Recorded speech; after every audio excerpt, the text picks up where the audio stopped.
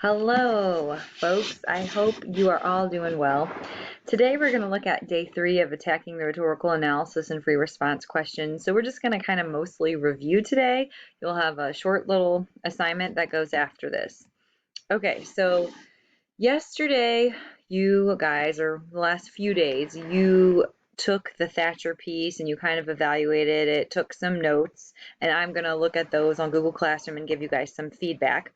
So I had a few questions about like how does this like lead into an essay, and today we're going to talk about that. We're also going to refer back to soapstone if you guys remember that, because essentially that is another technique. It's the same technique, but it's just phrased a little bit differently. That's going to help you when you've taken all these notes, you know what you want to, you know that you're ready to write, but then how do you actually sit down and start writing that essay? Okay, so you turned in the Thatcher prompt and passage eval, and now we're just going to kind of think about like how are we sure that we're looking at that big picture, the big purpose? Take all of these little things and what's the big picture they're going for?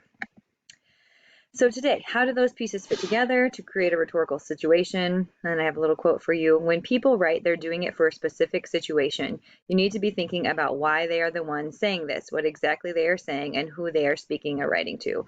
So just thinking back on that Thatcher situation, she was writing and speaking in a funeral.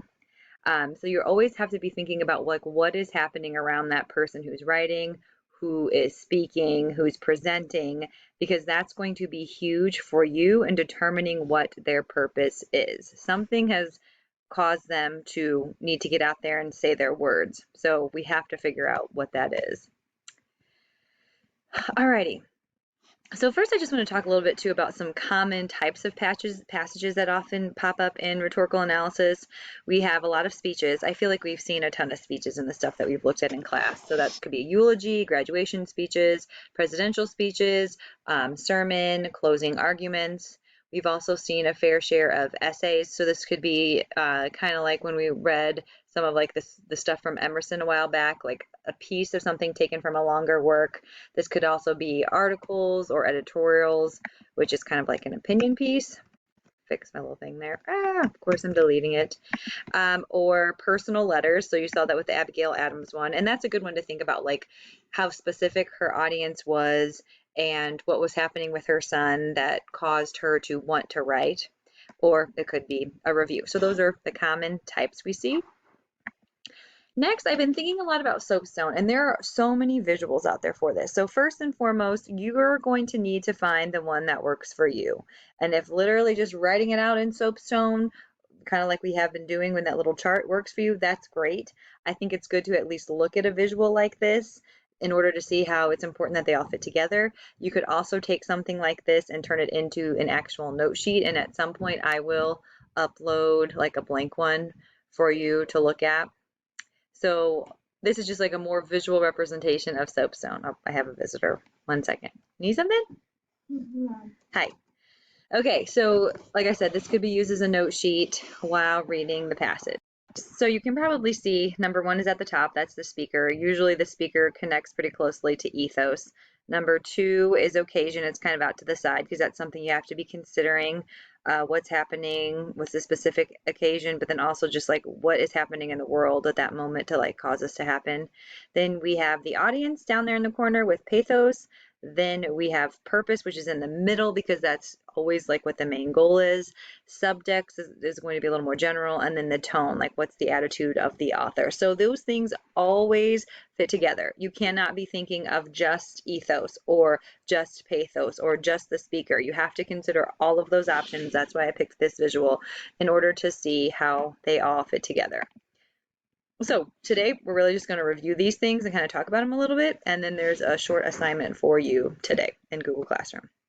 Okay, so 1, when you're looking at the speaker, think about who created the text, why was it this person specifically? Think about this person's credibility or authority on what is being talked about. In other words, their ethos. So in that Thatcher example that you looked at, she was a dear friend to Reagan, so she's credible and she's someone people would want to listen to and respect as she was delivering a eulogy at his funeral. So it's not just like, hey, it's Thatcher. It's like, why is it Thatcher? What's significant about that?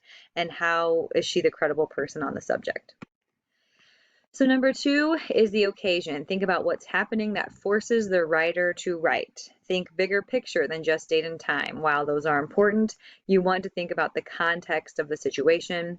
And the Thatcher piece, the occasion is that her good friend had passed away. And it also, like I said earlier, kind of focused on that relationship that the two had. Then we have audience.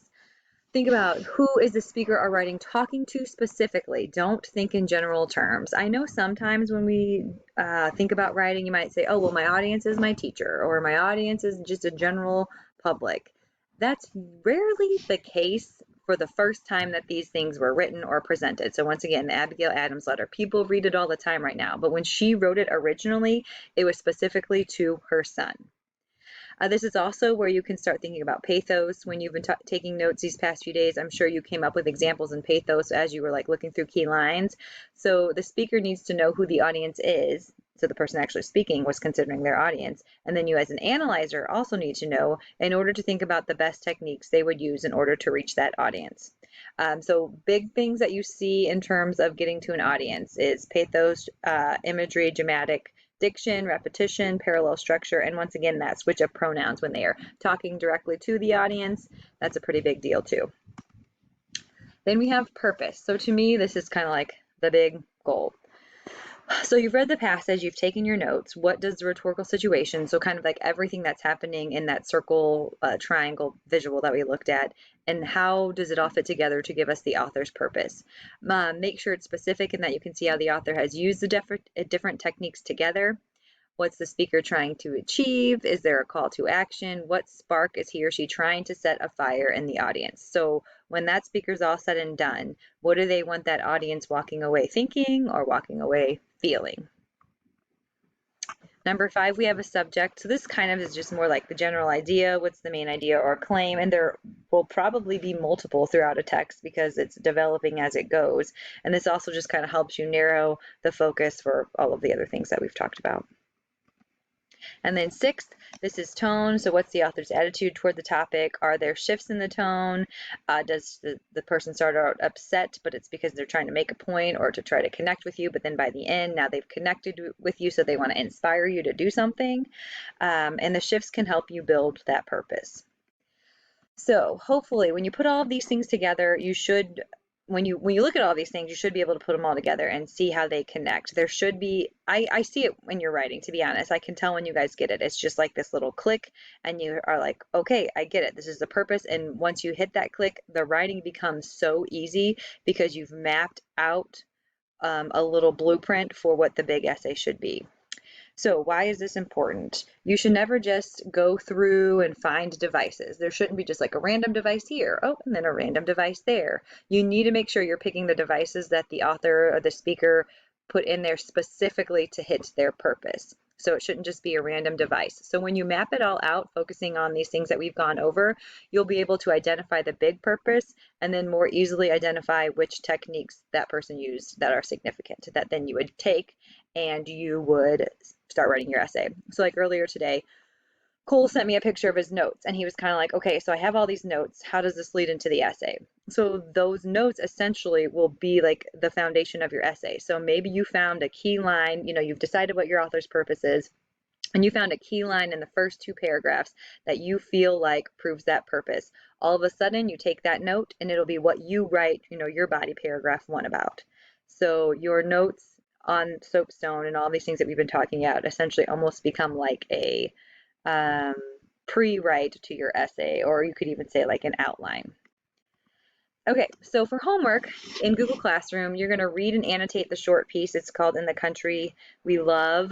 So for your annotations, I would like you to try to go back through and find those soapstone elements. This could be your actual annotations. Maybe you find, more than one main idea or subject that you want to write about. That's 2. That's fine. And then you'll just answer the 2 multiple choice questions at the end. The due dates for that are in Google Classroom. And then you guys will see how we're going to, from here, roll into just like practicing what introductions should look like, which I think you guys are probably pretty good at already, but it's always good to review. So homework just tonight, though, like I said, In the Country We Love, read and annotate it, considering all of these soapstone elements, and then answer the 2 multiple questions at the end. email me if you have questions. My email's right there. I have been loving hearing your responses to the question of the day. I don't know, it makes me feel a little more normal. So keep those coming because I'm always happy to read over them and see what you guys are saying. And just gives me an opportunity to just kind of have a little bit of talk back and forth also. So hope you guys are doing well, and I'll see you tomorrow.